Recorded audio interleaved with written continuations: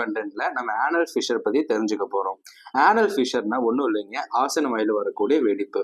இது எந்த மாதிரி சூழ்நிலைகள் வருதுன்னா, இது ஒரு முக்கிய காரணம் வந்துட்டு கான்ஸ்டிபேஷன், அதாவது மலச்சிக்கலுங்க. Constipation with hard and large stools நம்ம பாஸ் பண்ணும்போது வித் ஹையர் ஸ்ட்ரெயினிங் சொல்லுவாங்க. ரொம்ப கஷ்டப்பட்டு முக்கி போறவங்களுக்கு பார்த்தீங்கன்னா இந்த இடத்துல ஒரு வெடிப்பு உருவாயிருங்க. இதுதான் நம்ம ஆனல் ஃபிஷர்னு சொல்றோம். இந்த ஆனல் ஃபிஷர் வரதுக்கு கான்ஸ்டிபேஷன் ஒரு முக்கிய காரணமா இருந்தாலும் வேற சில காரணங்கள் இருக்கு. என்னென்னு பார்த்தீங்கன்னாக்க கிரான்ஸ் டிசீஸ்ன்னு சொல்லுவாங்க.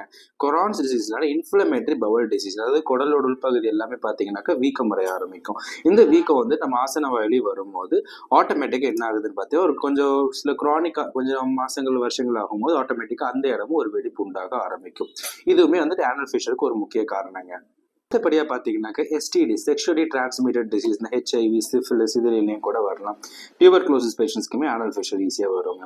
At the same time anal intercourse இருக்கவங்களுக்குமே ஆனல் ஃபிஷர் வந்து வரதுக்கு அதிகப்படியான சான்சஸ் இருக்குது. ஓகே, இதெல்லாமே வந்து ஆனல் ஃபிஷரோட ஒரு முக்கிய காசஸ். சரிங்களா? ஓகே, இந்த ஆனல் ஃபிஷர் வந்துச்சு எப்படி நம்ம தெரிஞ்சுக்கலாம்னா, முக்கியமாக ஆனல் ஃபிஷர் இருக்கக்கூடிய பேஷண்ட்ஸோட காமனஸ்ட் சிம்டம்ஸ் என்னென்னா, மோஷன் போகும்போது